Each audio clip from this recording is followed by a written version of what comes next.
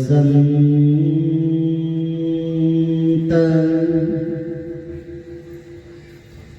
दोनों में समता रहे।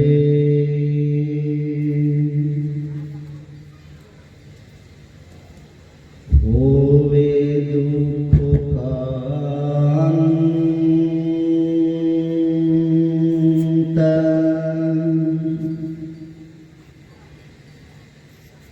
मानव का जीवन मिला।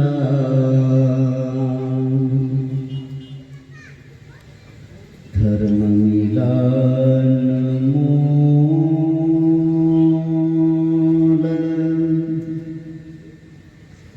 अब श्रद्धा से जतन से अपने बंधन खोल।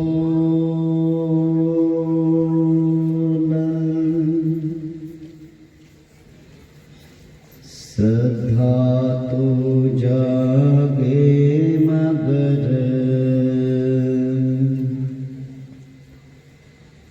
छूटे नहीं विवेक। श्रद्धा और विवेक से मंगल जगे अनेक।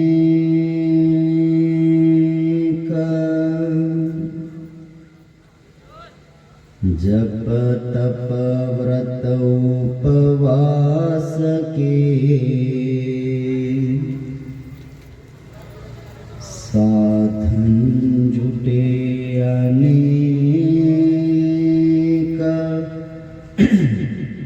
साधन ही बाधक बने,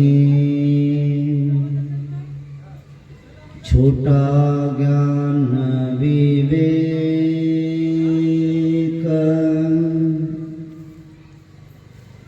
कितने दिन बिरथा गए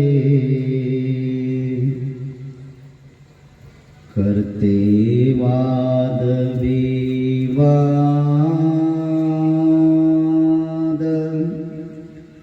अवसर आया धर्म का, साख धर्म का स्वाद।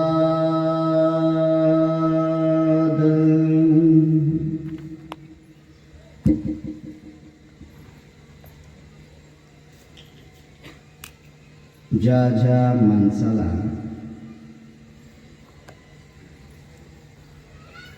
स्वतःचं कल्याण करायचं आहे,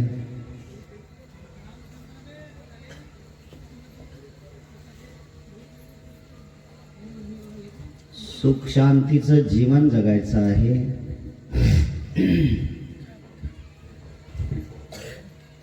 त्याने स्वतः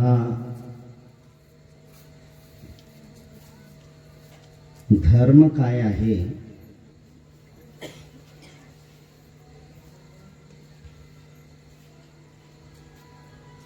तो नीट समजून घेतला पाहिजे।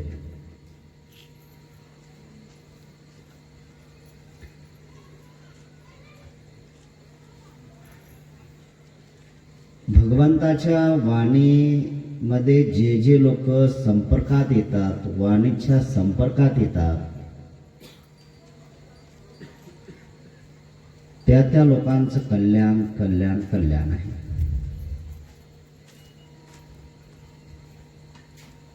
जेवढी जास्त मेहनत तेवढा जास्त परिणाम चांगला। आणि मेहनतही करायची आहे, प्रयत्नही करायचे आहेत,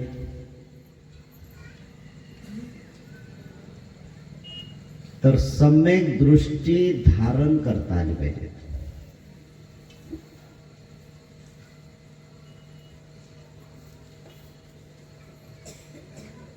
अनेक प्रकारचे शत्रू आहेत। धर्म ज्यावेळेस धारण करायची सुरुवात होते त्यावेळेस 5 निवारण, 5 आवरण किंवा 5 बंधन माणसाला सत्य ज्ञानापासून दूर ठेवतात.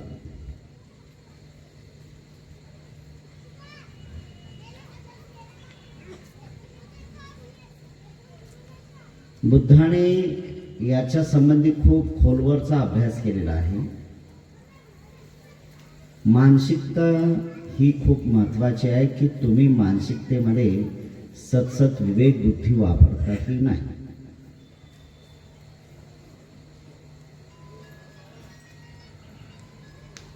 श्रद्धा तर तुम्हाला अर्पित करावं लागणार आहे. श्रद्धेशिवाय तुम्हाला धर्म श्रवण करता येणार नाही. आणि ज्या व्यक्तीने धर्म श्रवण केला त्यांनी स्वतःची श्रद्धा अधिक पुष्ट होण्यासाठी भगवंताला आणि भगवंताच्या मार्गाला म्हणजे धर्माला समजून घेतलं पाहिजे.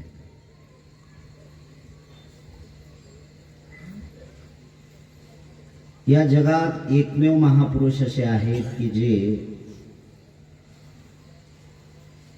समूळ दुःख दूर करण्यासाठी माणसाला या मार्गावर चालण्यासाठी प्रयत्न करतात की तुम्ही मी जो मार्ग सांगितला त्या मार्गाने चालण्याचा प्रयत्न करा.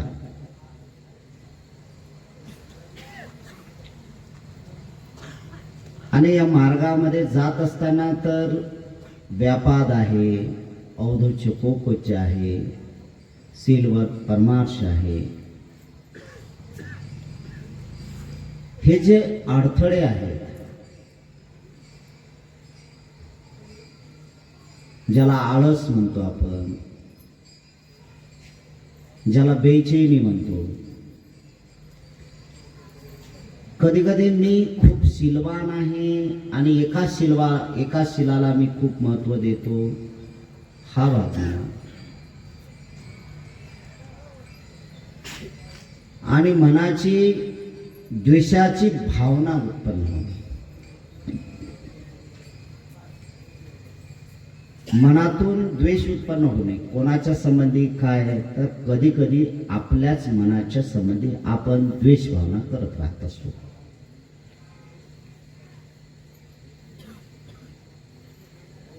आपण स्वतः आपल्या मनाचा तिरस्कार करतो.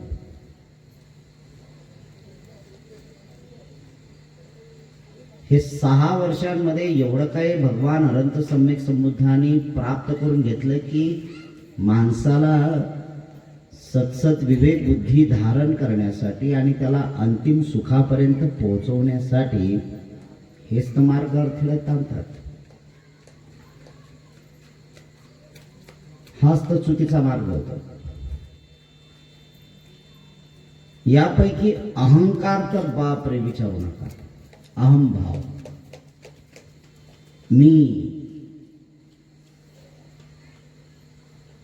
मी कोण आहे, मी आहे. लोक व्यवहारामध्ये तर ह्या सगळ्या गोष्टी मी माझं हे तर वापरावं लागेल. माझं घर आहे, माझं दार आहे, माझं अमुक आहे, माझं तमुक आहे, हे लोक व्यवहारामधलं आहे. मी ज्यावेळेस सुरुवात होते की मी आहे तर आत्मनची प्रक्रिया सुरू होते. ममत्वाची भूमिका तयार होते आणि ममत्वाची भूमिका तयार होत असताना की माझ्यात काहीतरी आत्मा आहे ही भावना त्याच्यात दुरूप होत राहत असते. माझा आत्मा आहे, माझा आहे. भगवंतांनी खूप चांगल्या प्रकारचं समजून सांगितलं की आत्मा वगैरे ह्या सगळ्या काही गोष्टी नाही आहेत. आत्मा असता तर दिसला असता. काही शास्त्रांमध्ये जाणीवपूर्वक आत्म्याच्या संबंधी बोलत असताना त्यांनी हे केलंय की आत्मा कापल्याने कापत नाही, जाडल्याने जळत नाही, पाणी टाकल्याने किंवा भिजत घातल्याने तो काही वितळत नाही. असं आत्म्याच्या संबंधी काही लोकांनी आपलं मत मांडलेलं आहे.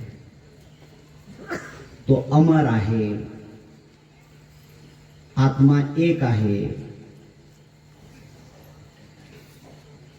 काही काही लोकांनी तर त्याच्याही पलीकडे अधिक आपलं भाष्य सुधारत असताना म्हटलं की बाबा आत्मा एक आहे, तर एखादा माणूस मेला तर त्याच्या आत्म्याचं काय होते, तर तो आत्मा त्याच्यातून निघून जातो. तो आत्मा निघून जातो म्हणजे काय होतंय, तर तो आत्मा निघून जातो तर काय असं बोलतात लोक की जसं जीर्ण झालेलं शर्ट आहे, ते शर्ट जसं आपण काढून बाहेर फेकतो तसा आत्मा सुद्धा तो जीर्ण झाला की तो काढून दुसऱ्यात म्हणजे संचार करतो. सगळ्या गोष्टी आपण ऐकतो किंवा पाहतो, पण खरंच हे बुद्धीला पटणारे आहेत का हे आपण जाणलं पाहिजे. काही लोक आपण थोडक्यात असं बोलूया की एक तुम्ही मनही सुद्धा बोलत आले किंवा ते प्रत्यक्ष बोलताना आपण पाहतो की बाबा काय आहे,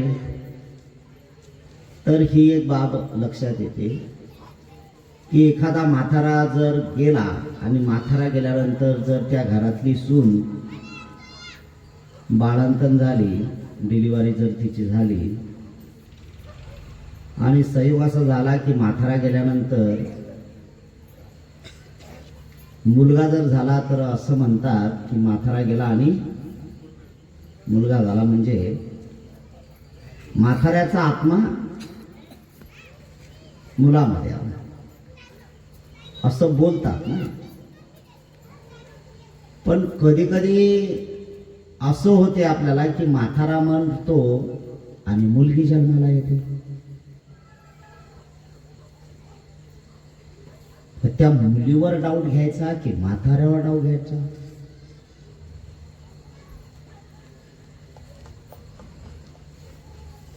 याच्याशी काय घेणं नाही, काहीच नाही. बुद्ध अधिक खोलवरच सांगतात,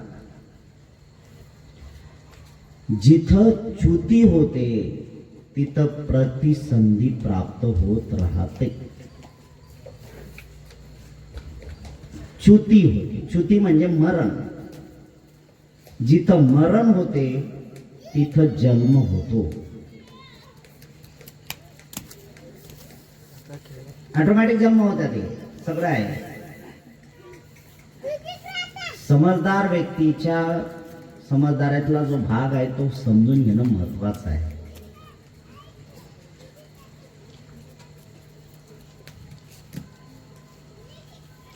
जशी पटरीवर धावणारी रेल्वे आहे, त्या रेल्वेमध्ये अनेक प्रवासी बसतात. जंक्शन सुरू होते, टर्मिनल पर्यंत जाण्याचं कामच नाही. टर्मिनल जाणं म्हणजे अंतिम टप्पा गाठणं आहे.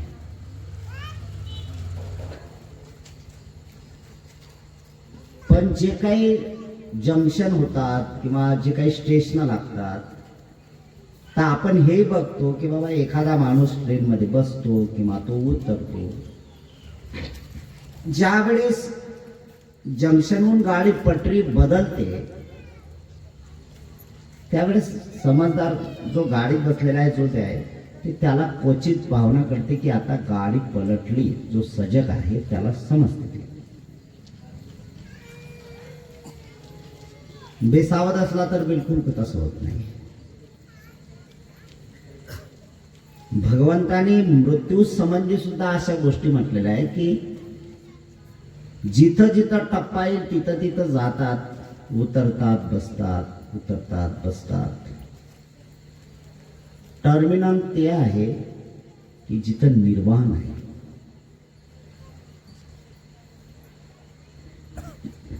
जिथं आता पुढे गाडी जात नाही, बिलकुल बंद आहे. हे सगळेचे सगळे लोक व्यवहारातले जे लोक आहेत या लोकांनी सुद्धा तेच काम करायचं. कोणी उतरते कोणी बसते, कोणी उतरते कोणी बसते, हे स्वतः सुरू आहे. ज्याला निर्वाण प्राप्त करायचं आहे तो निर्वाण प्राप्त करण्यासाठी अंतिम टप्पा गाठतो. त्याच्यासाठी खूप मेहनत करावी लागते आणि ती मेहनत केवळ फक्त आणि फक्त चित्ताची शुद्धता निर्माण करण्यासाठी करावं लागते. जोपर्यंत मन निर्मळ होत नाही तोपर्यंत अनुभवच येत नाही. हे तर साधे साधे उदाहरण आपण बघतो किंवा साधे साधे उदाहरणं आपण लोकांनाही देतो. उकळल्या पाण्यात आपला चेहरा दिसतो का? नाही. हे तर साधं आहे ना. जे काय पाणी गरम करायला ठेवलंय, जरा त्याला उकळी फुटली त्याच्या चेहरा नाही दिसणार. पण तेच जर पाणी शांत असलं तर चेहरा पाहून घ्या त्याच्यात. हे तर सरळ आहे ना. आणि मग सरळ बघायचं असेल म्हणजे आपल्या चित्तामध्ये जे काही अनेक प्रकारचे विकार आहेत, अनेक प्रकारचे विचार आहेत, अनेक प्रकारचे विचार आणि अनेक प्रकारचे विकार हे तुम्हाला स्वस्थ बसू देत नाही आणि तिथपर्यंत पोहोचू देत नाही.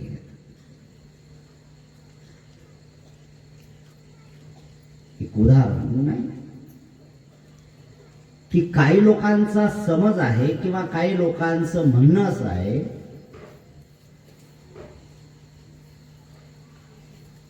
की बाबा देवाचं नामस्मरण केलं, भक्ती देवाची केली की याच्यातून मुक्ती मिळणार आहे. असं कधी होत नाही.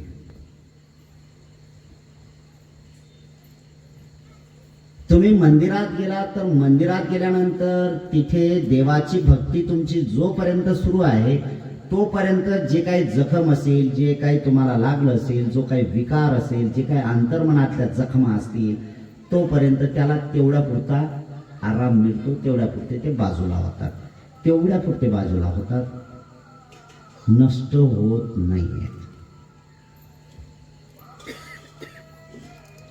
आणि नष्ट करण्यासाठी काय करावं लागेल की जे झाड आहे तर तुम्ही लोक आपण लोक काय करतो तर झाड करायचं असेल तर झाडाच्या फांद्या आपण तोडतो, झाडाच्या फांद्या तोडतो, झाडाचं अगदी लाकूड तोडतो, पण बुंधा तसाच राहतो. ज्यावेळेस बुंधा तसा राहतो त्याच्यातून पुन्हा त्याची उत्पत्ती सुरायला होते. बुद्ध म्हणतात की अंतिम त्याच्या ज्या मुळा आहेत, बुंदा आहेत, मुळा जोपर्यंत आपण खोदून काढत नाही, नष्ट करत नाही तोपर्यंत पेड हे उगवणार नाही, झाड हे उगवणार नाही. झाड उगवणे म्हणजेच याचा अर्थ जन्म मरणाची प्रक्रिया सुरू होत आहे.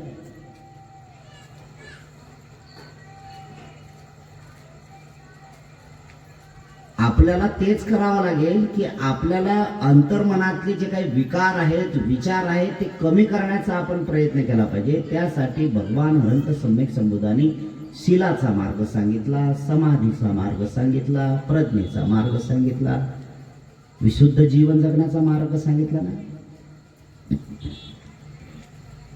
आणि विशुद्ध जीवन काय? प्रत्येकाला आणि प्रत्येकीला हे काम करावं लागणार आहे. विशुद्धी जीवन मार्ग म्हणजे खऱ्या अर्थाने आध्यात्मिक विषय येतो आणि आध्यात्मिक विषयाला हा केवळ फक्त अंतर्मनाशी संबंधित आहे. अंतर्मनाच्या संबंधित आहे.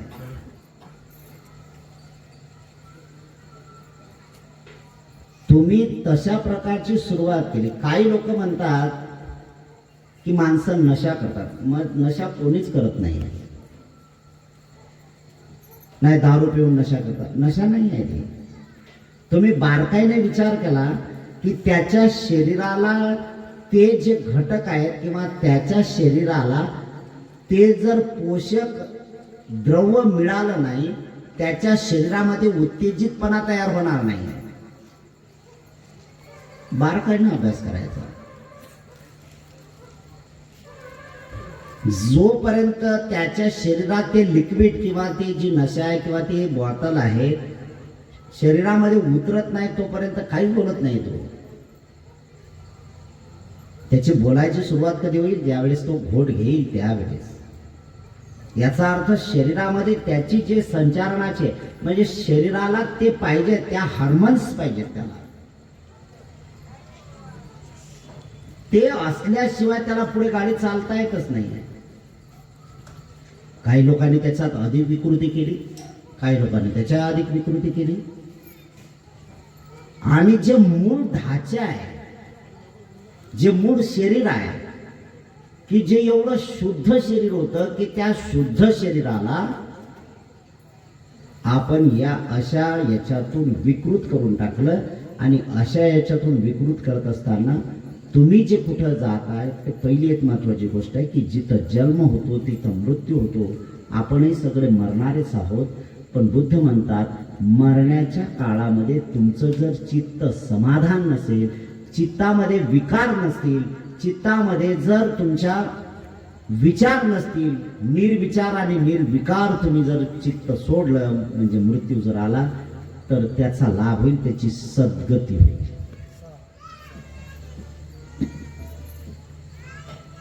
पण आपण मरतोय तर कसे मरतो? कलही कलह. आणि मग ते जे धारण करते, ते जे धारण करते, ते धारण करणे, चित्त धारण करते, तर ते काय? तर ब्रह्मांडामध्ये या सगळ्या गोष्टी आपण लक्षात घेतल्या पाहिजे की या ब्रह्मांडामध्ये दोन गोष्टी अधिक तेवत ठेवलेल्या आहेत. एक शुद्ध आहेत आणि एक अशुद्ध आहे. शुद्ध आणि अशुद्ध दोन्ही गोष्टी आहेत. ज्यांच्या ज्यांच्या चित्तामध्ये, ज्यांच्या ज्यांच्या वाणीमध्ये, ज्यांच्या ज्यांच्या कायेमध्ये म्हणजे शरीरामध्ये, मनामध्ये, वचनामध्ये जर शुद्धता असेल तर हे जे सगळं जे आहे तर ज्या ब्रह्मांडामध्ये जे शुद्ध असेल त्याच्यात पिणप होते. त्याला तसं लागेल, त्याच्यात तसं ते समाविष्ट होईल. त्या गोष्टीचा भपका होत नाहीये. भपका कधी होईल? समजा एखादी आग लागली आणि आग लागल्यानंतर जर तुम्ही त्याच्यात पाणी टाकत असाल तर त्याचा परिणाम होईल. संक नावाचे येतील, त्याच्यातून परिणाम क्रिया होतील ना, होणार आहे ते. समजा आग लागली, त्या आगीत तुम्ही अधिक आग टाकत असाल तर काय परिणाम होईल का? नाही होत, बिलकुल नाही. समजा गॅसवर तवा ठेवला तुम्ही, तो तवा ठेवला, तो गरम आहे, तो गरम आहे किंवा गरम झाला का याला तपासता तर कशाने तपासता तुम्ही? काय करता तुम्ही? पाणी शिंपडता. पाणी शिंपडता म्हणजे काय करता?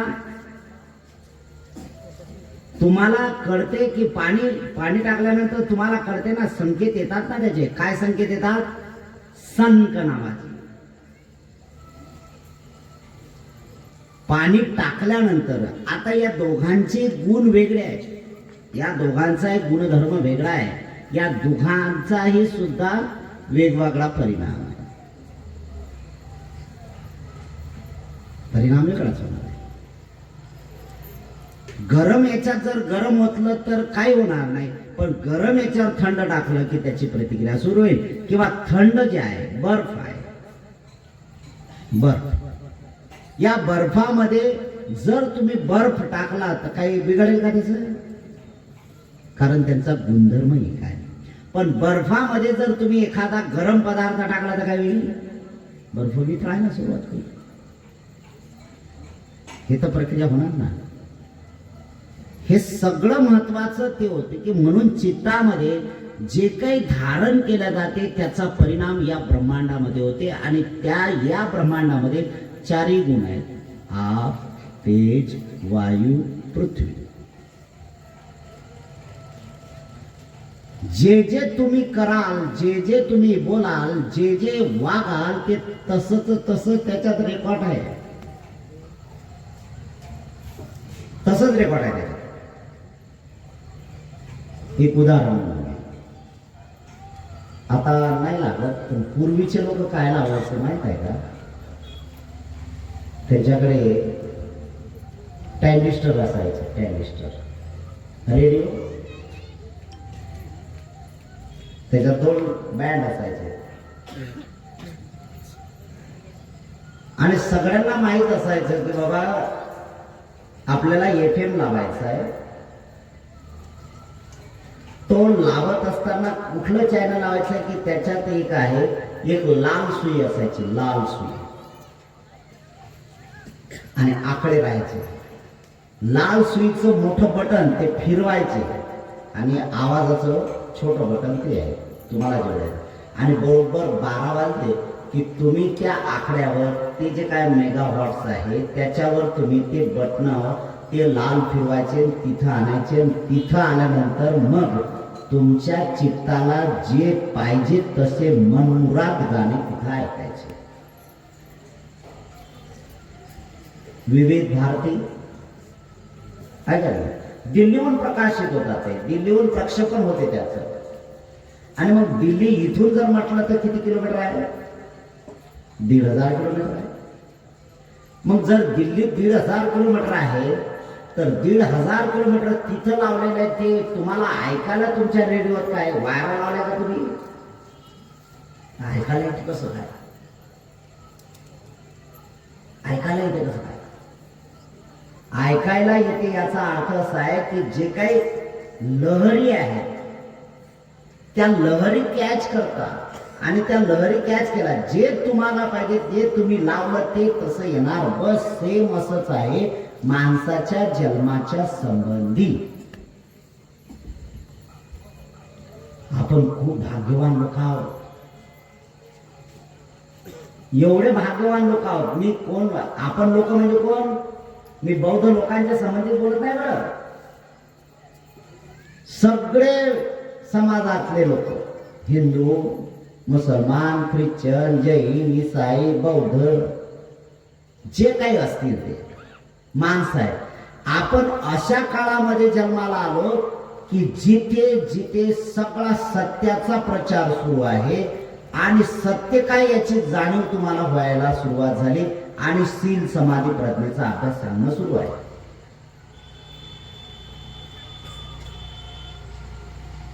म्हणजे तुमच्या कानावर लहरी कुठल्या येत आहेत? शिला नका, हत्या करू नका, चोरी करू नका, व्यभिचार करू नका, खोटं बोलू नका, नशापान करू नका, सारखं तुमच्या कानावर लहरी येतात. हे ऐकत असताना तुम्ही त्याच्यातून कमी कमी कमी कमी कमी कमी करण्याचा प्रयत्न करता. जेवढं कमी कराल तेवढे सद्गुण तुमचे वाढत राहतील, आणि जेवढे सद्गुण तुमचे वाढतात तेवढी तुमची प्युरिटी होईल. जेवढी तुमची प्युरिटी होईल जेवढी तुमची शुद्धता होईल, आणि जेवढी शुद्धता झाली, यदा कदाचित मृत्यू आला, मरण आलं, तर हे लहरी कुठे निर्माण होतील? शुद्धतेच्या लहरी कुठे जातील? तिथंच जातील.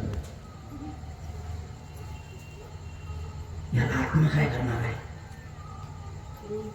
याला आत्मा काय करणार आहे? आत्मा काय करेल? आत्मा कोणाचा आहे? कुठला आहे? काही लोक म्हणतात आत्मा मुठभर आहे, कोण म्हणते अंगोष्ठ आहे, अंगठे एवढा आहे. काही लोक म्हणतात आत्मा हृदयात असतो. मी 2003 मध्ये KM हॉस्पिटल मध्ये गेलो. KM हॉस्पिटल मुंबईला गेला तर त्यावेळेस जे HOD थे, म्हणजे HOD होते शरद कुमार सावंत होते. HOD कुठले HOD होते? की ज्या KM मध्ये एक बोर्ड लिहिलेला होता, त्या बोर्डावर लिहिलं होतं ॲनाटॉमी. जे डॉक्टरी करत असतील ना, जे MBBS ला आहेत, BAMS ला आहेत, त्या विद्यार्थी, ते विद्यार्थी, विद्यार्थिनी तर त्याच्यावर एक बोर्ड लिहिलं होतं ॲनाटॉमी, आणि ते माझ्या हातून डॉक्टर जे आहेत ते माझ्या हातून बौद्ध धर्माचं ध्यान करण्यासाठी बोधाचार्यांचा कोर्स माझ्या हातून केले. ते एवढे प्रभावित झाले माझ्यावर की म्हणे भंतेजी एकदा तुम्ही हॉस्पिटलमध्ये याच. येईल. जवळजवळ 20 मुली होत्या, 20 मुलं होते, मुलं मुली MBBSचे होते 20 मुली, आणि ते त्या HOD होते, हेड ऑफ द डिपार्टमेंटचे ते प्रमुख होते. ॲनाटॉमी. आता हे कॅथलिक भाषा आहे, इंग्रजी आहे पण कॅथलिक आहे. तुम्ही जर ॲनाटॉमी असं जर म्हणत असाल, वारंवार बोला बरं तुमच्या चित्तामध्ये, तुम्ही मनातल्या मनात बरोबर anatomy anatomy anatomy anatomy anatomy anatomy. आपण जर असा विचार केला, अडाणी माणसाला जर वाचलं तर काय म्हणायचं, अनाटॉमी.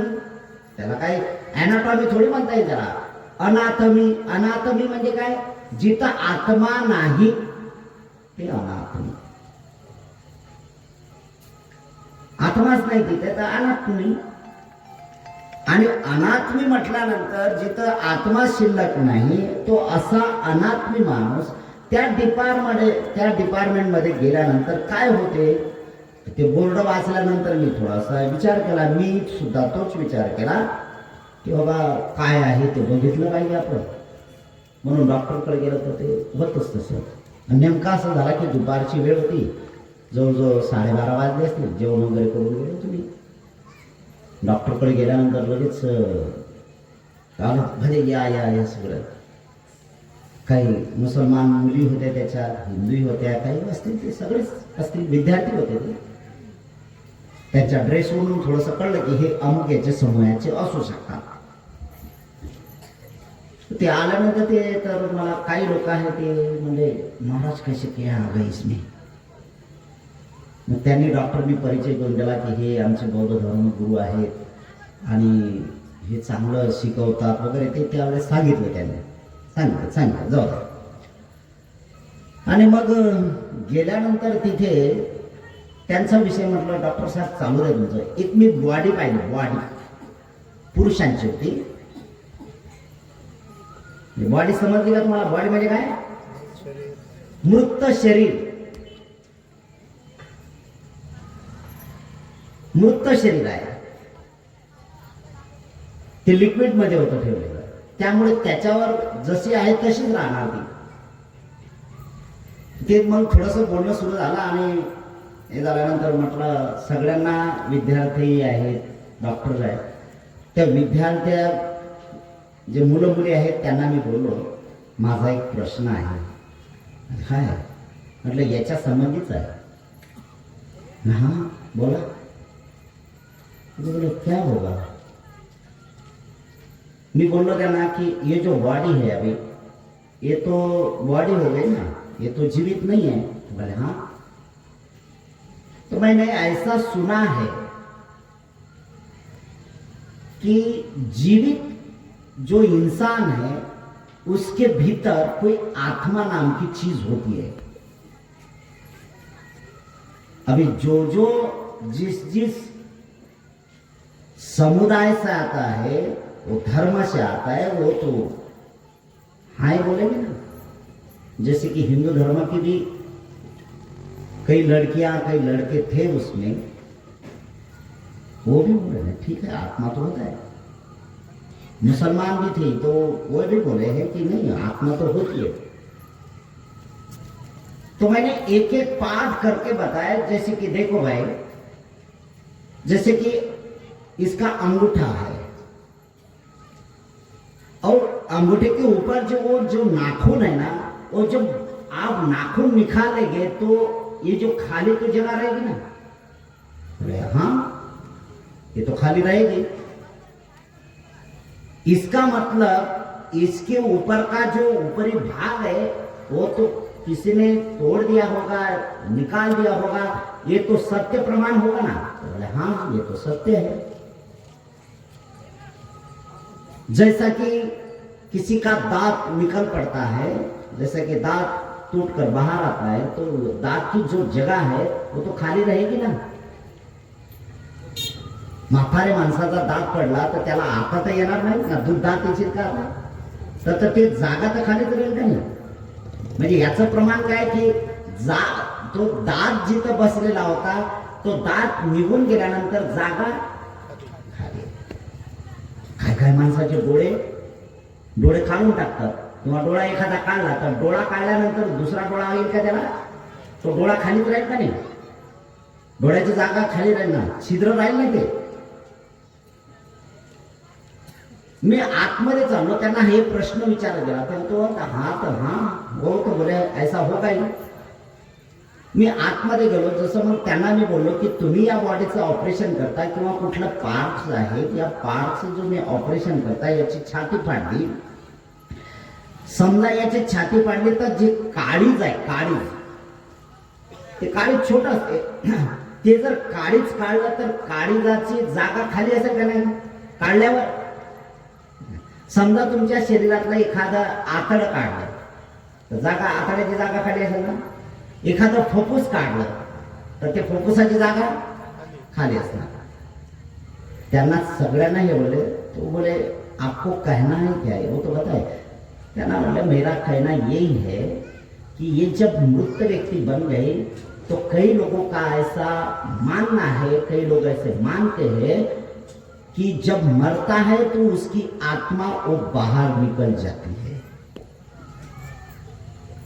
म्हटलं ठीक आहे, ते जर मेला माणूस तर त्याचा आत्मा बाहेर, मग जर आत्मा निघून गेला तर आत्म्याची जागा तर खाली असेल का कुठली. त्या विद्यार्थ्यांना मी बोललो की मग तुम्ही ऑपरेशन केलं तर अशी याच्या शरीरातली आत्म्याची जागा तुम्हाला खाली दिसली का, की लोकांना सांगता येईल की इथं आत्मा असतो म्हणून. त्यातली एक मुसलमान मुलगी होती, ते बोले महाराज आपने बोले इसमें के एमडी किए क्या. मैंने बोला एमडी का है की, और जो है तो है ना. बुद्ध ने कहा है भाई कि किसी के भीतर आत्मा नहीं होती है, वो तो केवल मन का भाव है.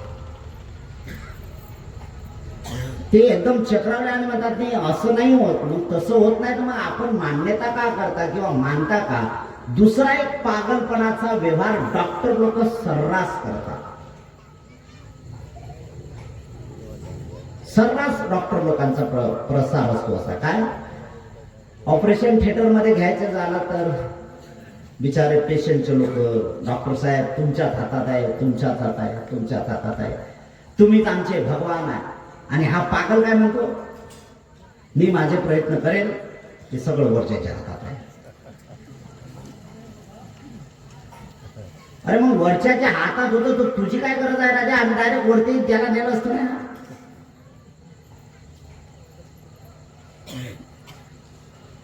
विज्ञान युगाला हे मान्य नाही. वर्तमान युग विज्ञान युग आहे, याला अजिबात मान्य नाहीये. आणि अशामुळे काय होतोय की तो एक दृढ विश्वास होत गेला की कोणीतरी आहे, तो आपलं रक्षण करते, कोणीतरी आहे. अरे कोणी रक्षण करत नाही, न माता न पिता न बंधू न सखा, कोणी नाही, कोणीच नाही आहे. आई वडील नाही ना, भाऊ नाही ना, बहीण नाही ना, कोणी नाही आहे दुनियात. तुम्हाला तुमचं भलं करायचं असेल तर तुम्हाला तुमचंच भलं करायचं आहे. यासाठी तुमच्या मनाने शुद्ध व्यवहार करायला शिका, दुसरं कोणी नाही. केलेल्या कर्माचाच परिणाम आहे, केलेल्या कर्माचा परिणाम आहे. आणि आपण कितीही हे करत राहिलं तर काय फरक पडणार आहे, काहीच फरक पडत नाही, काही फरक पडत नाही. आपण एवढे भाग्यवान लोक आहोत की आपल्याला भगवान अनंत सम्यक संबुद्धांच्या ज्ञानाच्या संबंधी माहिती पडली. आणि बुद्ध ते काम करत आहेत की अज्ञानातून मुक्त करण्यासाठी लोक तुमची सतत विवेक बुद्धी अधिक जागृत व्हावी आणि त्यानुसार तुम्ही कामाला लागावं, की जेणेकरून वर्तमान काळामध्ये मनुष्याचं जीवन जगत असतात किंवा कोणी प्रापंचिक जीवन जगत असेल तर त्यांनी प्रापंचिक व्यवहार करत असताना किमान या गोष्टीचं भान ठेवलं पाहिजे की त्यांनी कुशल कर्म केले पाहिजे, कुशल कर्म केले पाहिजे. की जे कर्म करत आहेत ज्याला कुशल का म्हणतात, की ज्या कर्मामुळे ना स्वतःला पश्चाताप होतो ना इतरांना त्याचं दुःखताप होतो. असं बोलणार नाही, असं वागणार नाही, असा मनाचा व्यवहार करणार नाही. हे जर करत असू तर ते आहे. आणि हे करत असताना तुमच्या बॉडीत मी मगाशी सांगितलं की तुमचे तरंग जे आहेत ना ते अधिक शुद्ध शुद्ध शुद्ध शुद्ध शुद्ध होत राहतात. एक उदाहरण आहे, तुम्ही ज्या ठिकाणी राहता किंवा ज्या परिसरामध्ये राहता, एक आपलं आताचं उदाहरण आहे. 15 तारखेच्या अगोदर या वातावरणाशी आपण सगळे पाहणारे लोक इथं काय होत होतं 15 तारखेच्या अगोदर कधी अनुभव घेतला तुम्ही? 15 तारखेच्या अगोदर इथं काय चालत होतं माहित आहे तुम्हाला? तुम्ही संध्याकाळी येऊन बसला होता इथे? नाही बसला. पण 15 तारखेच्या नंतर तुमची जी इथे सुरुवात झाली, इथं आता मन कर्माला लागलं. याला कारण काय? कारण काय? कारण याला सगळ्यात महत्वाचं आहे की इथे जे वाणी बोलल्या जाते, इथे जे सांगितलं जाते, इथं जे करल्या जाते, हे करण्यापासून, बोलण्यापासून, वागण्यापासून आणि चित्ताचा व्यवहार सुरू असेपर्यंत इथलं जे वातावरण आहे ते एवढं शुद्ध वातावरण झालं की कोणाच्याही चित्तामध्ये ना हत्येचे विचार येतात, ना चोरीचे विचार येतात, ना व्यभिचाराचे विचार येतात, ना खोटं बोलण्याचे विचार येतात, ना नशापताचे विचार येतात या प्रिमायसेस मध्ये. आणि एक सगळ्यात महत्वाचं आहे की हे जे आपण 23 लोक बनवले, या 23 लोकांना एवढं काय बनवण्याचं काम सुरू झालं की तुम्ही तुमच्या घरी सुद्धा एवढं आणलं नसेल तर इथं आणत आहेत कधी? आणत असताना तुम्हाला काय वाटते? का आणता तुम्ही? यांनाच का देतात?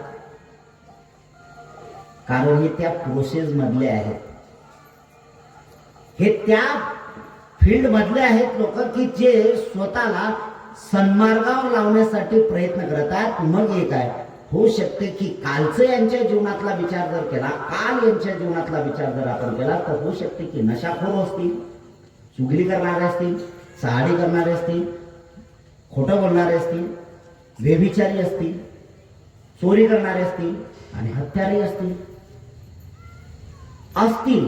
पण मला सांगा की या जे काय 8 दिवसांपर्यंत, आता 8 दिवसांपर्यंत आपण आलो, तर या 8 दिवसांमध्ये प्रत्यक्ष करणी केली काय? नाही. मन जसं सांगेल तसं केलं काय? नाही. बंधन आलेत ना? काय बंधन आले? एक तर पहिल्यात मोठं बंधन असं आलं की वस्त्र बदलले. ह्या वस्त्र बदलल्यामुळे लोकांचा जो बघण्याचा दृष्टिकोन आहे तो साफ झाला. या लोकांवर, वस्त्रधारी लोकांवर कोण्या स्त्रीची किंवा कोण्या पुरुषांची वासना उत्पन्न होत नाही. कारण एकच त्यांच्या लक्षात येते, अरे बुद्धांचं प्रतिनिधित्व करणारे लोक आहेत. आता जर कदाचित या वस्त्रधारी यांच्या चित्तामध्ये भाव जर होत असेल तर तो भाव क्षणात होते. अरे हा सुंदर आहे, सुंदर आहे म्हणता बरोबर परत आहे की एखादी भगिनी ज्यावेळेस गुढघ्यावर बसते आणि बुद्धं धम्मं संगम किंवा कधी कधी असं होते, भतीजी 2 मिनिटं थांबा, वंदन करते. अरे जिच्याबद्दल ती भावना उत्पन्न झाली होती ना, एका सेकंदात खाली होते. अरे हे तर पाया पडत आहे, शुद्ध तर, अरे मी बिघडलो होतो, पुन्हा वाटेवर जायला, पुन्हा त्या रस्त्याने तयार होत आहे. किती महत्वाचं काम आहे. ही जी भावना सुरुवात होत आहे, या भावनेचा एवढा या पेंडॉलमध्ये, एवढा या परिसरामध्ये परिणाम झाला. इथले व्हायब्रेशन एवढे काय चांगले झाले की तुम्ही आता समापन झाल्यानंतर किमान 4-8 दिवसांपर्यंत तुम्हाला करमणार नाही. सारखं येत होते, अरे आता काहीच नाही, किती बरं वाटतं, आता भनभन वाटते, आता भनभन. भनभन यासाठी वाटते कारण तो जो स्रोत होता, तो जो फ्लो होता, तो जो झरा होता, तो झरा इथं आता नष्ट झाला आणि आता तुमचे तरंग इथं जास्त झाले. कोणाचे रागाचे, कोणाचे बडबड करण्याचे, कोणाचे भांडणाचे, हे सगळे तरंग इथं झालेत. शुद्ध तरंग तिथले नष्ट होऊन जातात, शुद्ध तरंग निघून जातात. एक उदाहरण महत्वाचं आहे, मोहम्मद साहेबांचं उदाहरण आहे. मोहम्मद साहेबांच्या कालखंडामध्ये त्यांचा एक शिष्य त्यांच्याबरोबर निंदा करत होता. मोहम्मद पैगंबर. आणि त्यांचा शिष्य त्यांना शिव्या घालत होता. त्यांचा शिष्य दुसऱ्या शिष्याने ते ऐकलं आणि नेमका संयोग असा होत होता की हा जो शिष्य जात होता तो शिष्य त्याला जाणीवपूर्वक त्याच्या गुरुवर बोलत होता, शिव्या घालत होता. मोहम्मद साहेब ऐसा है, वैसा है, वैसा है, गाली गलोच देता था. एकदा झालं, दोनदा झालं, तीनदा झालं. हा गेला म्हणले, गुरुजी वो जो अमुक अमुक व्यक्ति है ना, वो आपका शिष्य था.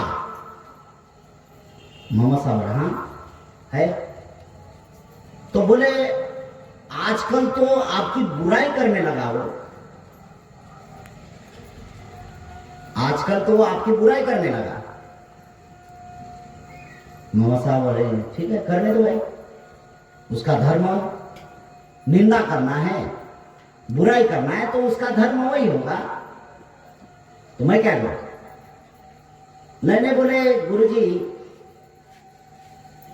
इसका परिणाम जो लोग सुनते हैं ना उसके ऊपर इसका असर होता है. अच्छा असर होता है तो ठीक है, क्या करो. नहीं बोले उसको तो समझाना पड़ेगा. मोहम्मद साहब बोले ठीक है भाई, समझाना है तो चलो समझो. नहीं बोले गुरुजी आप साथ में चाहिए, तो ठीक है भाई, जो आप प्रचार कर रहा है तो हो सके ठीक है भाई, आपकी वाणी का कोई पाप है, वो वाणी का पाप मत कर ले तू. इसमें इतना बोलने में क्या हमारा कुछ जाता थोड़ी है, तो ठीक है भाई चलो. आता त्याचं घर जोपर्यंत येत नाही तोपर्यंत हा गुरुजीच्या पाठीमागा, जसं घर आलं ना तसं घर झाला तर शिष्य पुढे गुरु मांग. आणि मग त्याने सांगितलं अभी निकल घर के बाहर, गुरुजी आ गए, घर के बाहर निकाल, तू ऐसा है वैसा है. आता तोय काय कमी होता, तो अपप्रचार करणाराच होता ना, गाली गलोची देणाराच होता ना, तो काय कमी होता है. तो घराच्या बाहेर निघाला, बस याचं त्याचं, तू तू मी तू मी तू मी, दोघा झाला, दोघांच्या हाती पाय झाली सुरू. मोहम्मद साहेब मागच्या पाण्यावर घसरले पाहिजे, चला. यांची एवढी हातापायी झाली दोघांची की विचारू नका. मोहम्मद साहेब निघून आले. याने पाहिलं, अरे ऐसे कैसे गुरुजी है, इनकी बदनामी कर रहा था, ये जो है इनकी बदनामी कर रहा था. मैं उसको समझने के लिए गया, मैं समझा रहा था तो वो मुझ पर चढ़ गया और हाथापाई हो गए थे. गुरुजी सटक गए, बोले क्या गुरुजी है, कैसे है. ते त्यांचं झालं, दोघांचं सुटलं भांडण. आला हा राग राग, बोले क्या गुरुजी क्या हो गया. जब बोले हाथापाई आ गए तो बोले आप फिसक गए. हे म्हणतात अरे तू नहीं जानता है, जब तक तू सौम्य भाषे से, जोपर्यंत तू शांत भाषेने त्याच्याशी व्यवहार बोलत होता तोपर्यंत तर ठीक होतं. पण ज्या वेळेस तुझी त्याची तू मिळणे झाला आणि हातापाय झाली, अरे मी काय करू, ते फरिश्ता चले गए ना, तो मैं क्या करू वहां पर भाई. त्या दोघांचं तुमचं भांडण झालं, कलह झाला, वाद झाला, हातापाय झाले. अरे जर वरचे देवता गेले तर मी काय खालचा करू, मी पण निघालो, ते निघून गेले तर मी निघून गेलो, मला काय करायचं आहे.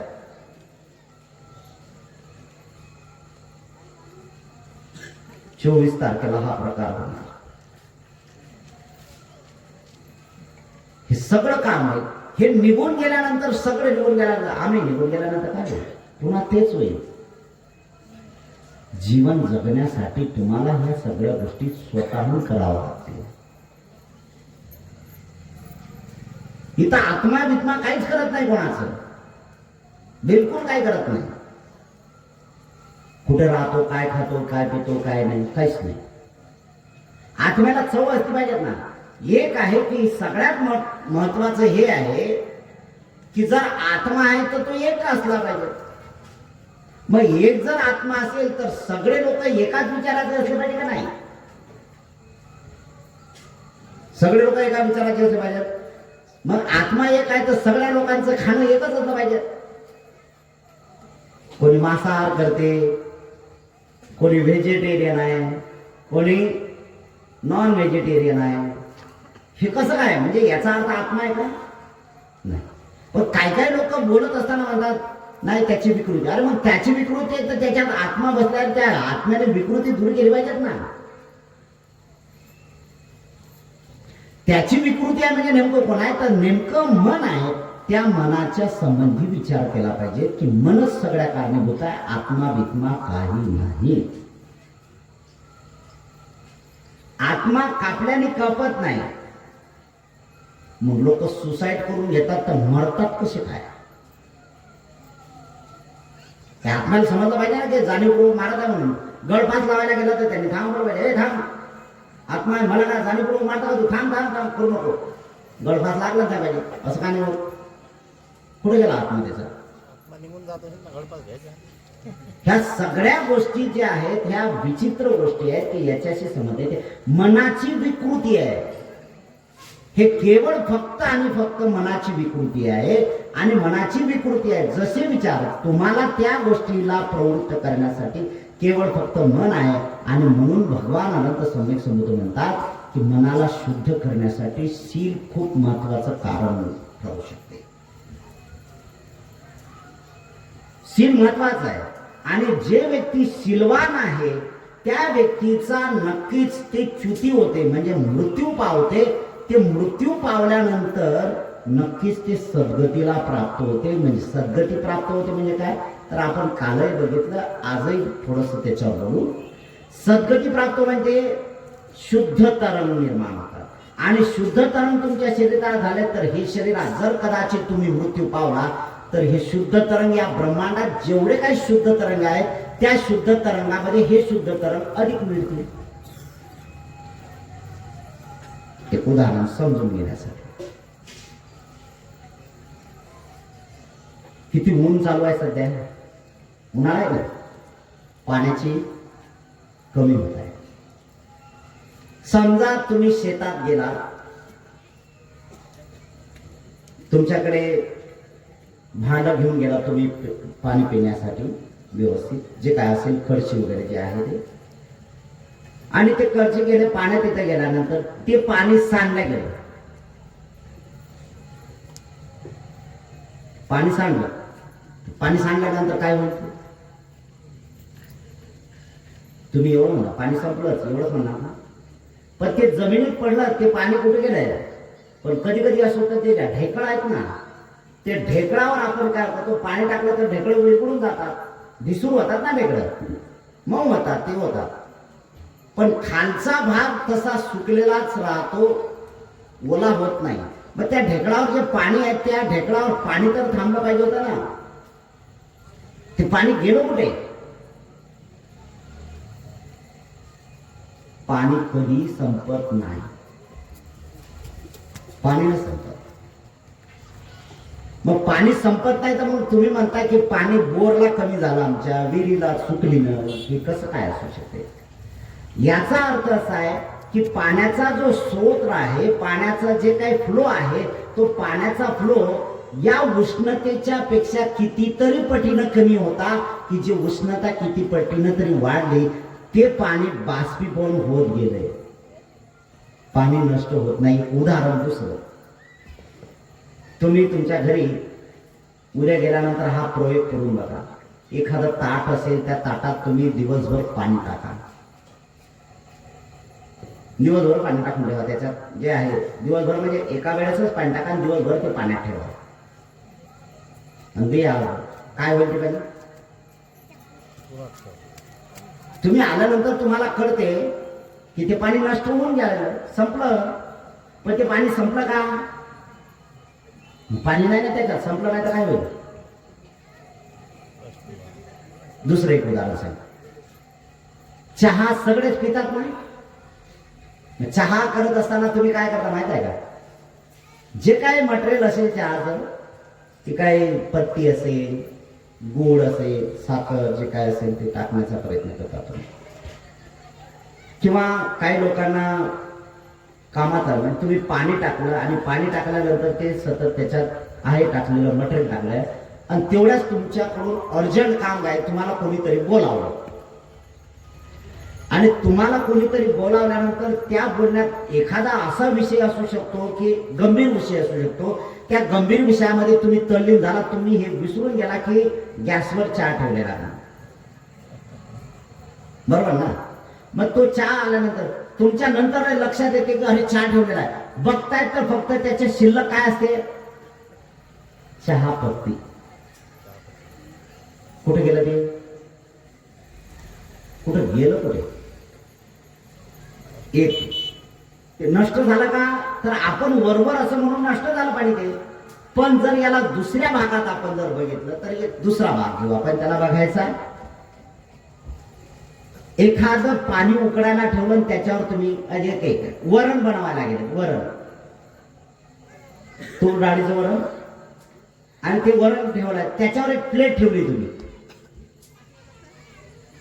ते प्लेट ठेवली आणि प्लेट ठेवल्यानंतर काय होते की त्या वाफेमुळे काय होते माहित आहे का? त्या वाफेतून तुम्हाला त्याला जाण्याला जागा मिळत नाही, म्हणून ते काय होते, ते वाफेला ते भांडं आहे, प्लेट आहे, त्या भांड्या ते प्लेट सुद्धा गरम होते. मग ते गरम होते तर काय करता तुम्ही? तर ते प्लेट सरकून घेता. प्लेट सरकवली किंवा काय काय आहे तुम्ही पकडा, हातात पकडले की लगेच ते प्लेट घेता आणि बाजूला करता. जशी बाजूला घेतली की त्या प्लेटीमधून धारची धारच पाण्याची येते. त्या प्लेटीत पाणी होतं का? मग त्याच्यावर धार कशी आहे? पाण्याचं जे बाष्पीभवन झालं, पाण्याचं जे बाष्पीभवन झालं ते त्याला गारवा मिळत नव्हता.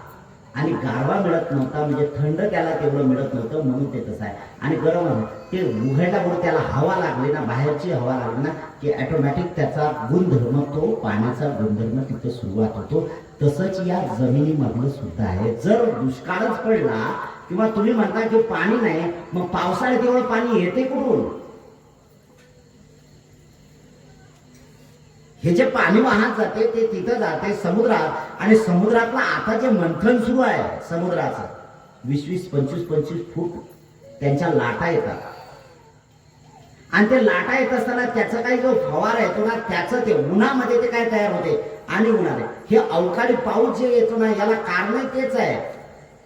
गारी होतात किंवा काय होते तर कधी कधी या एवढा काय बाष्पीभवनाचा भाग एवढा दाटला जातो आणि तो दाटल्यानंतर तो ढगाच्या स्वरूपात आपल्याला दिसते, काळं कुठं झालं. पण त्याला एवढा काय गारवा मिळतो, एवढा काय गारवा मिळतो की त्याला खाली पडल्याशिवाय जात नाही. म्हणून ते गारवा पडल्यामुळे ते काय अगदी हे झालं की त्याच्यातून मग आपल्याला उन्हाळ्यात सुद्धा गारा दिसतात पडलेल्या, किंवा पाऊस येतो, थंडगार पाणी येते. हे त्याचं कारण आहे ते.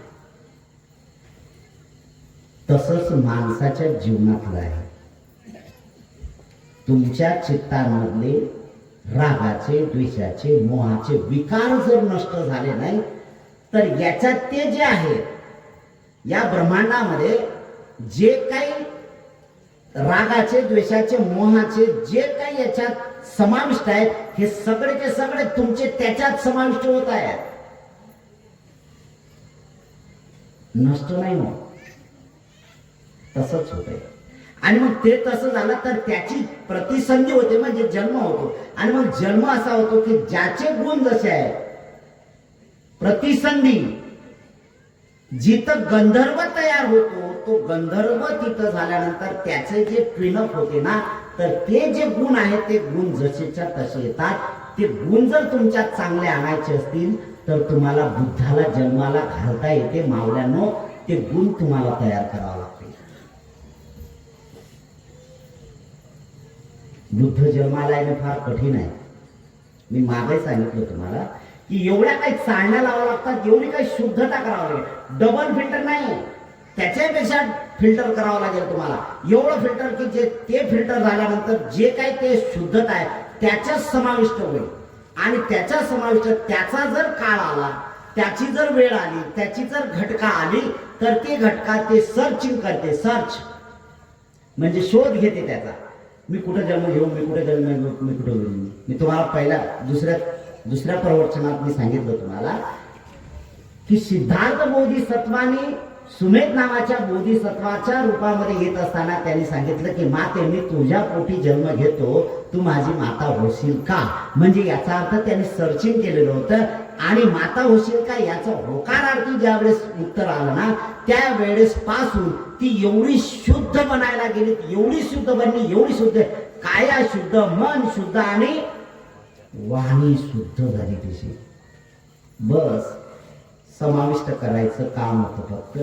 तिथं तो पाऊस पडायचा होता, तिथं ते बुद्ध अंकुर फुलायचे होते. ते सगळं क्लीनअप झालं आणि तिथं झालं. बस एकच आहे. म्हणून सिद्धार्थ बोधिसत्वाला 6 महिने आपल्या गर्भामध्ये 10 महिन्यापर्यंत ठेवलं. किती महिने? 10 महिने. सर्वसाधारण भगिनी 9 महिने 9 दिवस ठेवले. पण बोधिसत्व सिद्धार्थाला महामायाने 10 महिन्याचा पूर्ण कालावधी पूर्ण केला. 10 महिने पूर्ण केलेत आणि एवढी पूर्ण अवस्था केली की जर त्याच्यात कमी असेल नाही, पूर्ण अवस्था त्याच्यात की जेवढे या ब्रह्मांडामध्ये जेवढे शुद्ध तरंग आहे ते शुद्ध तरंग पूर्ण पूर्ण पूर्ण आत्मसात केले. त्याला ते वाढवलं आणि त्यानंतर ती माता प्रसव झाली आणि सिद्धार्थ बोधिसत्वाला जन्म दिला. ती एक महत्वाची अवस्था तुमच्याकडून होते बरं हे. पण आपण अशा कामात गुंतलेले आहोत की भयानक. सतत भांडण असते, आपण सतत भांडण.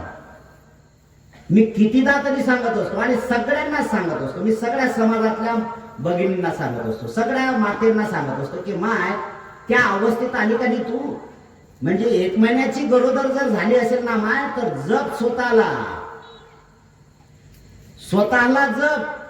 आणि स्वतःला जप म्हणजे तो काय आत्मा तुझ्या ते येणार नाही बरं. तो काय आत्मा नाही येणार, तुला निर्माण करावं लागेल. तू तुझ्या लेकराला जन्माला घालतेस ना, तर हा विचार कर की माझ्या पोटी शुद्ध बीजांकुर का नाही. म्हणून तुकोबारायाने किती महत्वाचं लिहिलं आहे, शुद्ध बीजापोटी फळ रसाळ गोमटी. हे सांगत असताना ऐकत नाही कोणी. आणि मग त्याचा परिणाम होतो. मी मगाशी रौंदाळ्याला सांगितलं की कोणी नाही, तुम्ही जे चित्तवृत्ती धारण कराल ना ते तसंच उत्पन्न होणार आहे. टीका म्हणून नाही करत मी. एक भगिनी गुरुवारच्या दिवशी मुद्दामून पायदळ जात होती. कुठं जात होती ते तुम्हाला माहित आहे, मी त्याच्यावर काही भाष्य करत नाही. जिथं जात होती लय जर विचार केला तर ते कोण, बुद्धी. ते कोण होती, बुद्धी. ते जात होती. सांगा काय करणार. बरं गेली तर गेली, तिथं गेली. तिनं पूर्ण कालावधी केला.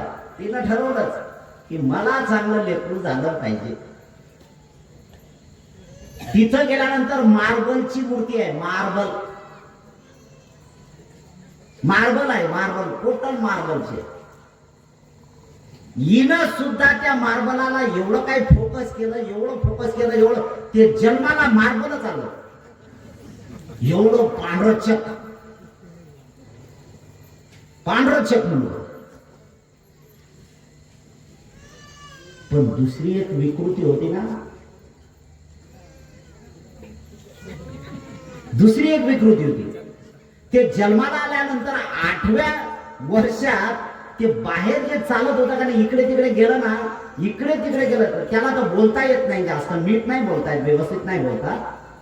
पण गेला ना रस्त्याच्या कडेने गेला तर पहिल्यांदा माणसाने बिड्या पेरल्या फेकल्यात ना, ते बिड्या उचलेन फुके.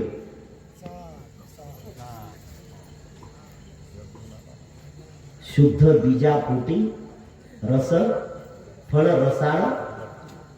आता या माऊलीनं कुठले फळ घेतले, कुठले शुद्धीकरण केले. विचार केला की मला चांगलं व्हावं. अरे पण तुम्ही धारण करता काय, त्या धारण करण्यावर अवलंबून आहे ना. धारण करण्यावर आहे. तुम्ही जे धारण कराल तशीच निर्मिती होते. तुम्ही जे आहे एक जामनिक नावाचे भगवान जामनिक म्हणून आहेत, रंगाने काळेच आहेत, त्यांची बायकोही काळीच आहे, त्यांचा मुलगाही काळाचा आहे आणि त्यांची सूनही काळीच आहे.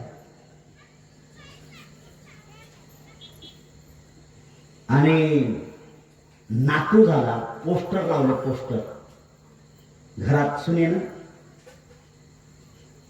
फॉरेनर लेकराचे फोटो लावले. जा सुरू केला तिनं फोकस,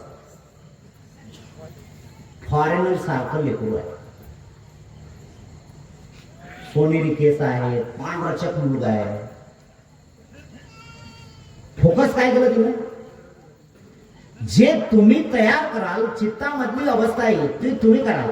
काय केलं तर तिने गर्भवती असताना सगळ्या गोष्टीचा जो काय भाग आहे तो दूर केला आणि तिनं ऑब्झर्व काय केलं, तिनं ते केलं की मी संशोधन करते त्याचा.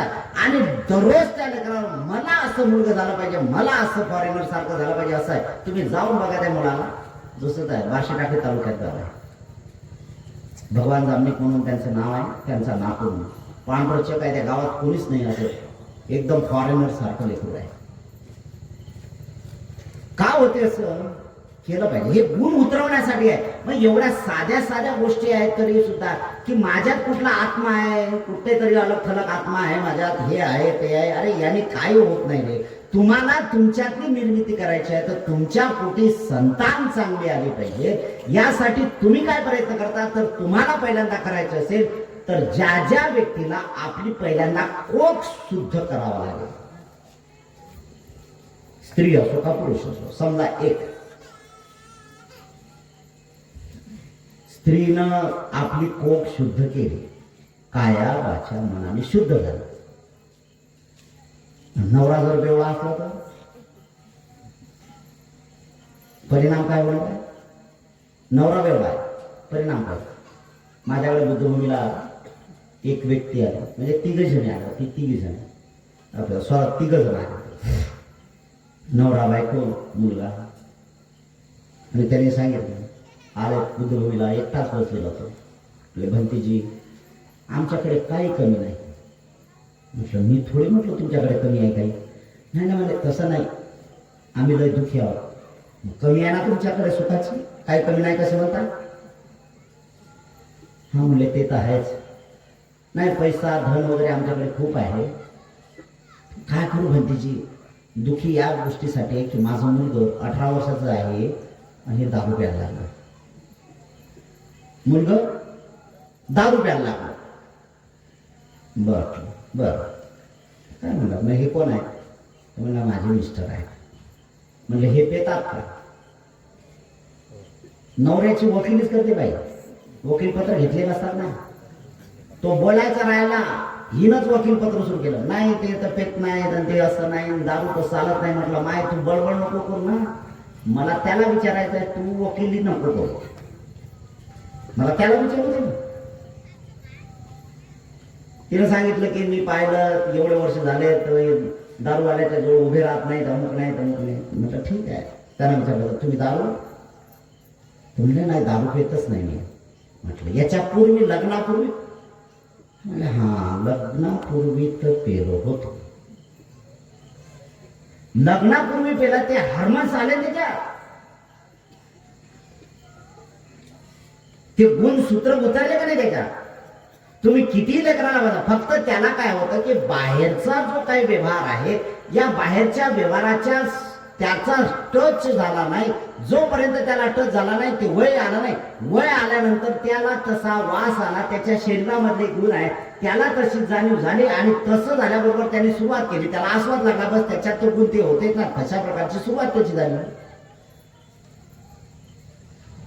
आई किती शुद्ध असली, बाप जर शुद्ध नसेल तर परिणाम तो भोगावा लागेल, परिणाम भोगावा लागेल. आणि ज्या ज्या मायबापाला आपले लेकरं चांगले बनले पाहिजे ते असं जर वाटत असेल तर त्या मायबापांनी चांगलं बनलं पाहिजे,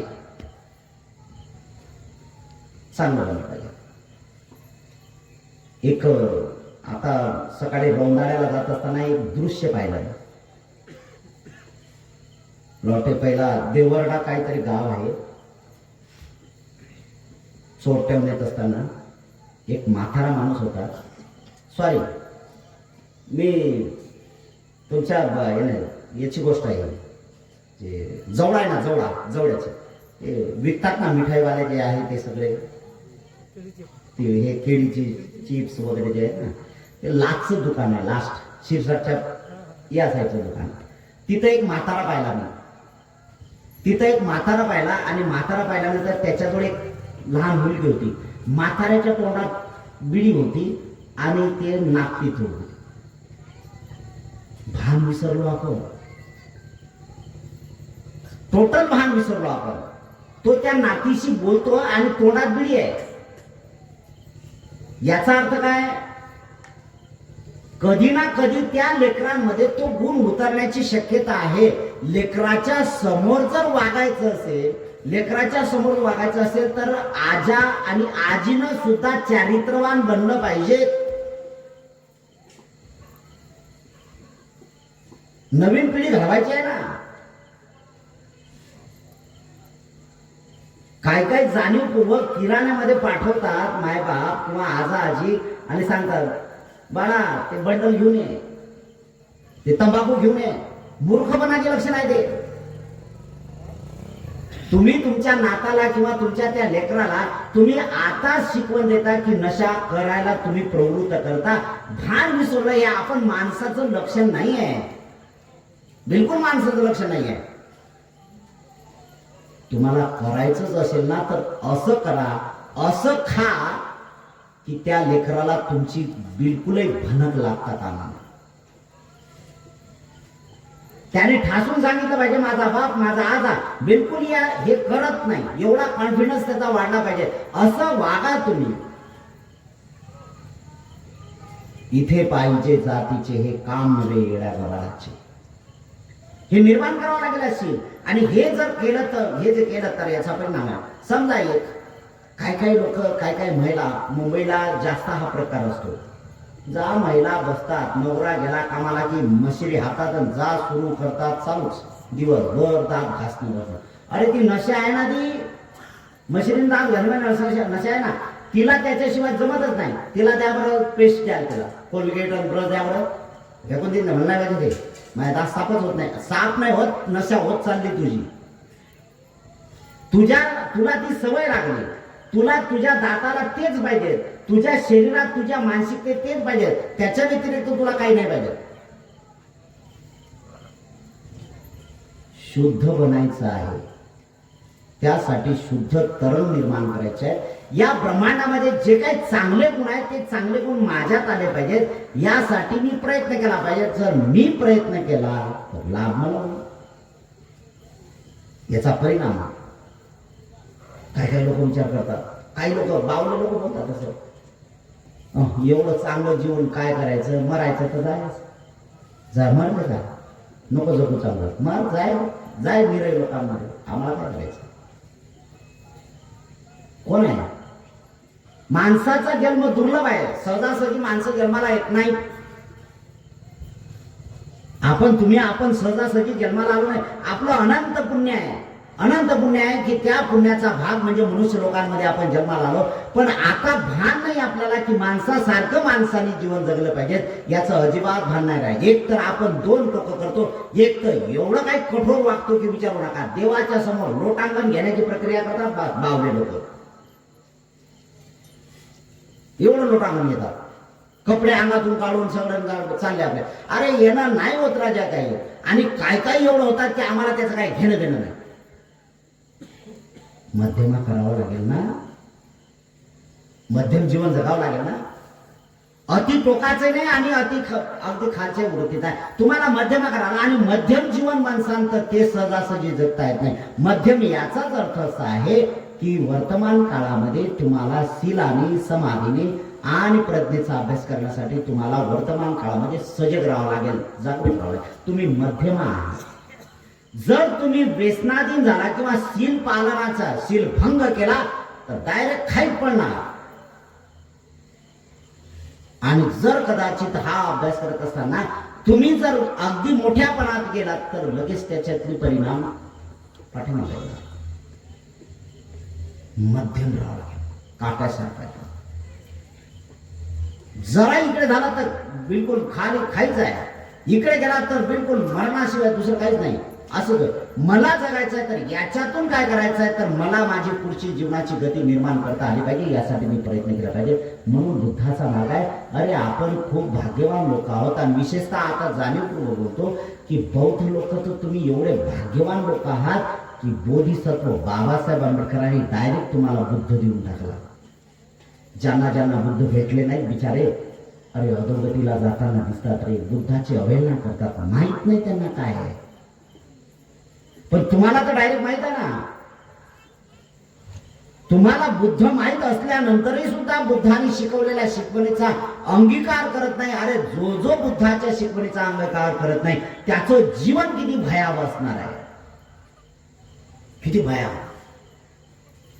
रागही राग, द्वेषही द्वेष, मोही मोह, भांडणही भांडण, कलहही कलह. करून काय करायचं आहे, एक दिन तो मरना है.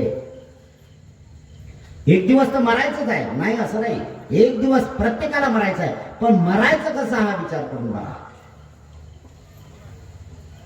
चांगलं मरायचं असेल तर सद्गतीचा मार्ग तुम्हाला पुढचा आहे, आणि जर अधोगतीचं जीवन तुम्हाला जर जीवनात यायचं असेल तर तुम्ही वर्तमान काळामध्ये सगळ्या शिलाचा भंग करा, बुद्धाच्या शिकवणीच्या विरुद्ध वागा, बस अधोगतीचं जीवन आहे. प्रापंचिक जीवनाची सुरुवात तुम्हाला करायची आहे, त्यासाठी प्रयत्न तुम्ही केले पाहिजेत.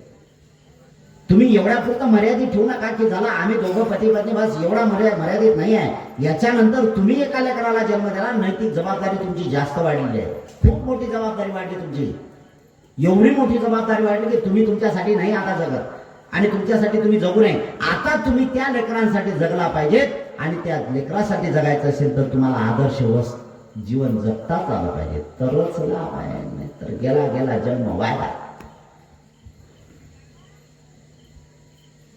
निरर्थक जीवन आहे.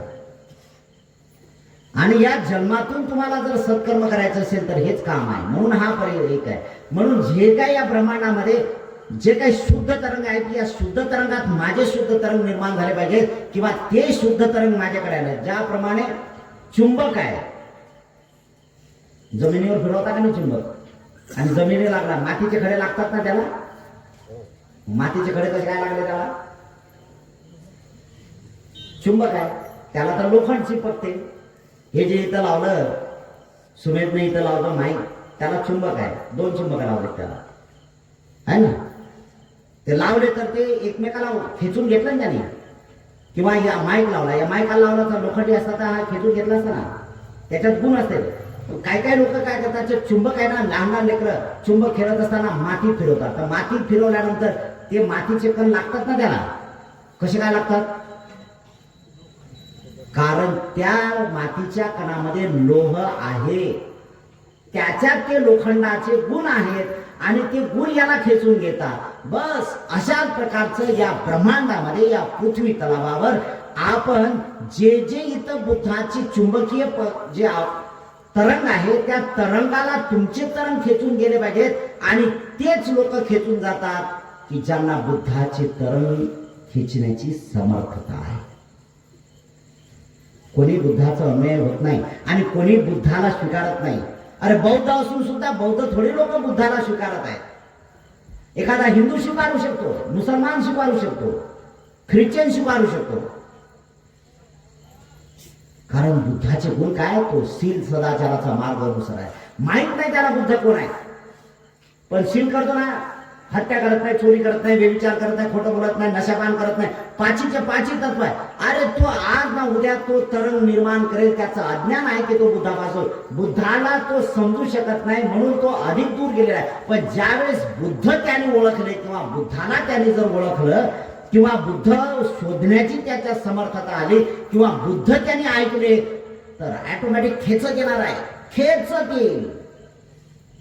अरे ज्या ज्या वेळेस बुद्धाच्या वाणीकडे खेचत येईल त्या वेळेस शुद्ध शुद्ध शुद्ध शुद्ध अरे या सगळ्या ब्रह्मांडाच्या जन्माच्या पलीकडे अवस्था प्राप्त करील. सुख शांतीचा मार्ग अनुसरण्याचं काम करणार आहे.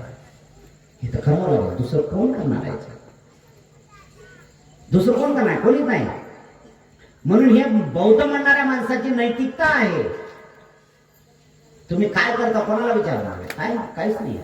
तुम्ही जे करताय तुम्ही तुमच्या हितासाठी करा, तुमच्या सुखासाठी करा. तुमचे सुद्धा चुंबक फिरवा आणि ते तरंग जे आहे त्या तरंगाला जोडण्याचं काम करा. कारण तुम्हाला सुखाने जीवन जगायचं आहे. करून तर बघा. म्हणून शिलाला महत्व देण्याचं काम करा. प्रज्ञा प्राप्त करण्यासाठी समाधी सुद्धा हा सतत अभ्यास. माझं शील अधिक शुद्ध झालं नाही किंवा माझं शील अधिक शुद्ध होत आहे की नाही याला जर तपासायचं असेल तर समाधी केली पाहिजे. सरळ तुम्हाला घरी झोपीतून उठल्याबरोबर 10 मिनिटं बिस्ताऱ्यावरच आपण बसायचंय. आपल्या शेवरच बसायचं.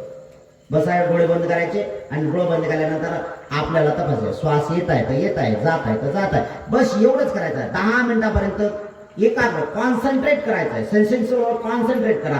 एवढं श्वासावर एकाग्र चित्त करा की श्वास येत आहे त्याची स्पष्ट जाणीव झाली पाहिजे, जात आहे याची स्पष्ट जाणीव झाली पाहिजे. बस येणे जाणे याची स्पष्टता झाली की चित्त तेवढं शांत होईल आणि हळूहळू ऑटोमॅटिक गुणाची अवस्था आहे. एकदा का उकल झाली ना बस सर्व सुटल्या जाईल. ज्याप्रमाणे एखादी गोण आणता तुम्ही, तांदळाची गोण आणली, तांदळाची एक बॅग आणली तुम्ही, 30 किलोची बॅग आणली. बस तुम्ही घरी काय करता? त्याला खोलायचं असेल तर त्याला जे शिलाई केलेला धागा आहे त्याला तुम्ही कापता. बरोबर कापला आणि कापल्यानंतर एका हातात जाता सरळ सोडून जाते. बस एकदा का तुम्ही श्वासाची प्रक्रिया सुरू केली की ऑटोमॅटिक एकदा सुरू झालं की सरळ सुरू होणार आहे. अरे चित्त अधिक प्रसन्न, अधिक अधिक अधिक अधिक शुद्ध बुद्ध, शुद्ध बुद्ध. हीच क्रिया होणार. ही नैतिकता जबाबदारी आपल्याला सगळ्यांना पार पाडायचं आहे. माता भगिनी, ही नैतिक जबाबदारी तुमच्यावर पण तेवढीच महत्वाची आहे. कारण तुम्ही कुठल्याही धर्मामध्ये बघा, आजच्या परिस्थितीमध्ये महिला जास्त धार्मिक आहे, पुरुष नाही. आणि ते तुमच्यात सामर्थ्य आहे की पुरुष धार्मिक बनवण्याची ताकद तुमच्यात आहे. ती शक्ती व्यवस्थित वापरा आणि त्यालाही सुद्धा सन्मार्गावर लावा. खूप महत्वाच्या कामाच्या गोष्टी आहेत ह्या आणि ते करणं गरजेचं आहे. शिबिर सफल होण्याच्या दृष्टिकोनातून हे करणं गरजेचं आहे. मला अपेक्षा नाही आहे की या 23 3 बनले पाहिजेत म्हणून किंवा या 23 2 बनले पाहिजे म्हणून. याच्यातली अपेक्षा नाही आहे. माझं प्रमाण आहे की 10चं 1 प्रमाण आहे. 1 श्राम नाही बनला तरी हरकत नाही. या गावात तुम्ही जेवढे बसलेले आहेत, एका स्त्रीने किंवा एका पुरुषाने 10 दिवसांपर्यंत प्रवचन आणलं, त्यांनी त्याच्यात जो बदल केला तरी हे शिबिर सफल झालं. आणि ज्यांनी शिबिर सफल करण्यासाठी जे मेहनत घेतली ती सफल मेहनत झाली. नाही तुम्ही बसणाऱ्या लोकांनी कोणी नाही आचरण केलं किंवा नाही बदलले हरकत नाही. हा माईक जिथपर्यंत ज्याचं या साऊंड जिथपर्यंत झाले, एखादी भगिनी एखादा बंधू घरातून ऐकत असेल तो अधरधर्मी असू शकतो, नाही असं नाही. त्यांनी ऐकलं 10 दिवसांपर्यंत आणि त्यांनी तसा प्रकारचा सराव केला. त्याच्यातले विकार त्यांनी कमी केले, त्याच्यातले विकृत्या त्यांनी कमी केल्या, त्यातले विचार त्यांनी कमी करण्याचं काम केलं. अरे शिबिर सफल झालं, सफल झालं. एक गावातला माणूस बनलाय. कारण तुकोबाराय म्हणतात की मला फक्त माणसं पाहिजेत. अरे माणसं बनणं कठीण आहेत. बाबासाहेब म्हणतात की 10 लाख लोकांना बाबासाहेब आंबेडकरांनी धम्मदीक्षा दिली, पण बाबासाहेब म्हणतात फक्त मला इथं 5 पाहिजे. त्या 5तला मी एक आहो का? तुकोबाराया जाणीवपूर्वक म्हणतात की मला माणूस पाहिजे. त्या माणसातला एक मी माणूस आहो का, माणूस आहे का, हे ज्यावेळेस तुम्ही तपासायची सुरुवात कराल तर समजून चाला जीवन सफल झालं आणि मनुष्याचं जीवन पूर्ण झालं. यासारखं जीवन शुद्ध कुठेच नाही. अरे जनावरांमध्ये जन्माला आलो तर अरे भयानक दुःख आहे रे. कुठल्या पक्षामध्ये जन्माला आलो तर भयानक दुःख आहे. अरे आपण तर माणसं म्हणून आहोत, आपल्याला असं वाटतं की खूप दुःख आहे, आपल्यापेक्षा प्राणी किती दुःखी आहेत हा विचार करा आणि आपलं जीवन वर्तमान काळामधलं जे आहे ते शुद्ध बनवण्याचा प्रयत्न करा. आपलं जीवन सफल करा एवढंच सगळ्यांकडून अपेक्षित करतो. आपल्या प्रती, आपल्या कुटुंबियाच्या प्रती मंगल कामना करतो. या गावात जेवढ्या जाती धर्म पंथाचे वर्णाचे वेदाचे लोक आहेत त्यांच्या प्रती आणि त्यांच्या कुटुंबियांच्या प्रती मंगल कामना करतो. आपल्या सगळ्यांचं खूप मंगल हो, खूप कल्याण हो, खूप सुखी हो, सगळ्यांचं खूप भलं हो, भलं भलं.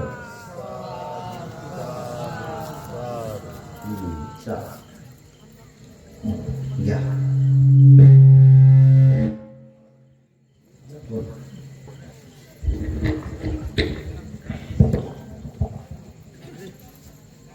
या करा.